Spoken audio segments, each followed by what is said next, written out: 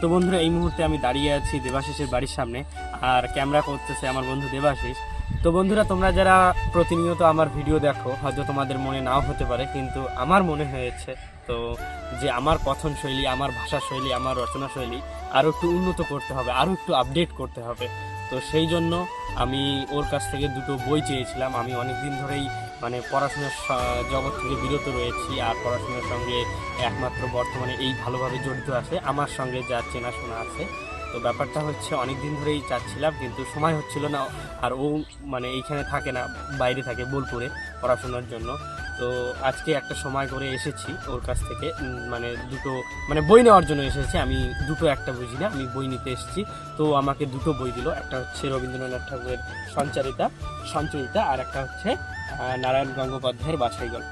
তো বন্ধুরা, রবীন্দ্রনাথ সম্পর্কে আমি তুচ্ছ, আমি আর কি বলবো, তোমরা আমার থেকে অনেক বেশি জানো যে ইনি প্রথম ব্যক্তি যিনি সমগ্র ভারতবর্ষে নয়, শুধু সমগ্র এশিয়াতে প্রথম সাহিত্যের জন্য নোবেল পেয়েছেন। তো এনার মধ্যে তো মানে কি বলবো, এনার কাছ থেকে তো শেখার শেষ নেই, এনার কাছ থেকে শেখার কোনো শেষ নেই।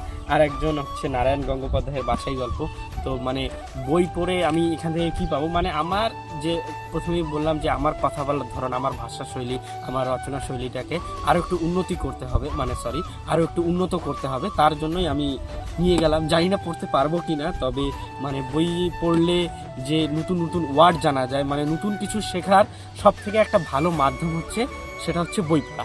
বই পড়লে তুমি কখনো খারাপ কিছু শিখবে না। হয়তো আজকালকার যুগের ছেলেমেয়েরা বা আমরা আর কি, আমরা হয়তো অনেক ভাবি যে না, পড়ার থেকে ভিডিও দেখাতে অনেক কিছু বেশি কিছু শেখা যায়। তবে এটা ভুল, কারণ বইয়ের মধ্যে যা আছে তাই কোনো না কোনোভাবে ভিডিওর মাধ্যমে উপলব্ধি, মানে ভিডিওতে চলে আসে, ভিডিওতে কেউ না কেউ নিয়ে আসে। কিন্তু কোনো কিছু বইয়ের বাইরে নয়, কোনো কিছু সাহিত্যের বাইরে নয়। তো দেখি, নিয়ে তো মানে আজকে নিয়ে যাচ্ছি, কতটা পড়বো, কতটা উন্নতি করতে পারবো সেটা তো আমি জানি না। তবে চেষ্টায় আছি যে আমার যে কথা বলার ধরন, আমার মানে কথা বলার ধরন, আমার রচনা শৈলী, আমার ভাষা শৈলীকে আরও উন্নত করতে যা যা করা দরকার আমি করার চেষ্টা করছি। জানি না কতটা আমি করতে পারবো, তো এতটুকুই।